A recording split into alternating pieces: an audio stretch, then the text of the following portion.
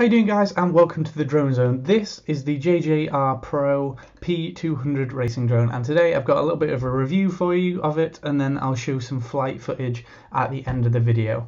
So this, as you'll see, is a 200 size, as it says in the title, 200mm across from here to here. It's an X-axis, as you'll be able to tell, and it's pretty nifty. It's pretty freaking awesome, to be honest. I've flown it for the past couple of days. As you can see, the props are all a bit mashed up, and it's got a couple of dents and scratches here and there, and it is absolutely epic. You can tell from the camera angle here, it's about 45 degrees, that you know it's going to be fast when you've got such a massive tilt on that needed on the camera. So I'll give you a quick overview, tell you about the specs and what I like about it. Then, as I say, there'll be some footage at the end. So you'll notice, first of all, I've got these dowel tri-props on here. I've actually put those on myself. It comes with these dual prop camo ones that they're alright, but I don't really like the look of them very much. I don't really think they go with the drone, so I decided to get rid of them. But you do get two sets of these, which is quite good. So if you smash them up, you've got some spares straight out the box. And this is the ready to fly kit. It comes with this transmitter here, and it's pretty basic, you know, hard plastic, sort of the thing that comes with all the Chinese ones. You've got two switches on here. I'll overlay a video showing you what those do. So this is some footage showing you what to do with the control. You want to turn it on first before you turn on your drone, and that will bind automatically to the controller, and then you hold the throttle button to the far right to unlock the motors, and you can see that the motors are now unlocked. And then once you've landed, you hold it to the far left, so you can go ahead and lock the motors again. Flipping this switch into position 2 will send out a continuous beep from the drone in case you've lost it. It's very loud and quite helpful. And position 3 will turn off the LEDs. The left hand side finally does the horizon, stable and acro modes, with acro being in position 3, and that's all there is to it. So going back to the drone, you'll see we've got the big battery pack on the bottom, covered by a sort of carbon fibre base plate here. And now this is a nice design. It houses the battery pretty well. And if I take this off, you'll see that they do supply some Velcro for you to put on the battery and the base there, which holds it in place pretty well. Although obviously the drawback of having the battery on the bottom means that you're obviously going to be landing on the battery, and so it could sustain a bit of damage when the battery's smacking into the ground and bouncing off rocks and things, so you do want to be careful about that with your landing. It's a nice JJRPRO branded 150 milliamp hour battery, 3 cells obviously, and yeah, it's a pretty beefy battery. It's probably getting me about 8 or 10 minutes battery life from one flight, which is quite good. So get yourself a few spares of those and you'll be good for a couple of hours or so. And you can see it's got the XT60 attachment for the battery on the back.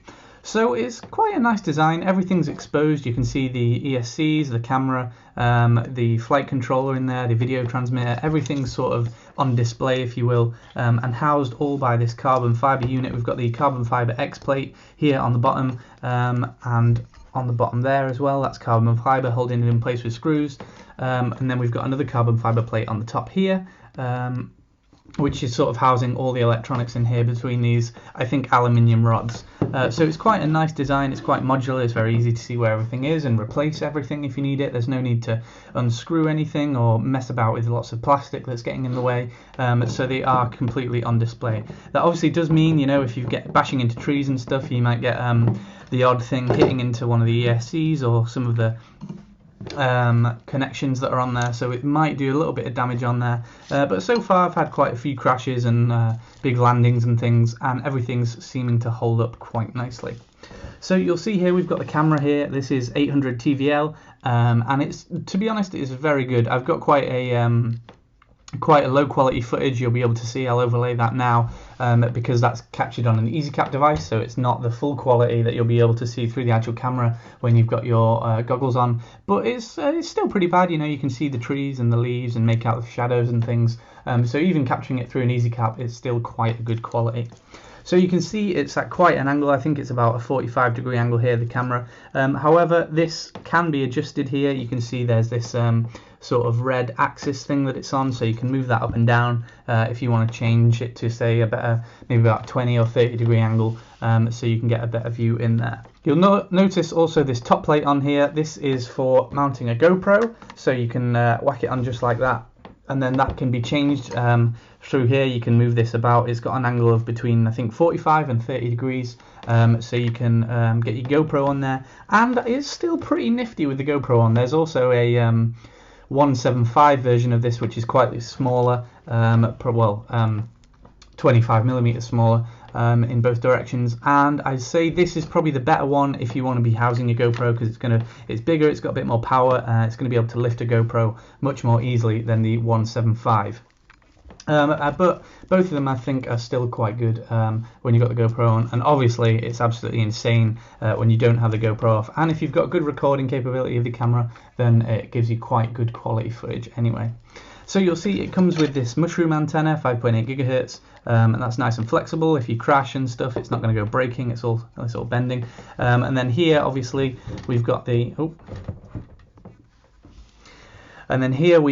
actual a transmitter, a receiver thing for the controlling of the drone, and this is held on in place by a sort of cable tie, a zip tie, and a drawback with this again is that it can tend to flip down and get absolutely smashed in by the propellers, and you might be able to see on the end here that I've already sort of, if it's going to focus, you can see on the end there that I've already sort of cracked it a little bit from being hit by the props. So if you keep that and maybe tape it to your mushroom antenna or tape it onto the back of the GoPro mount here, then that'll definitely stay out the way.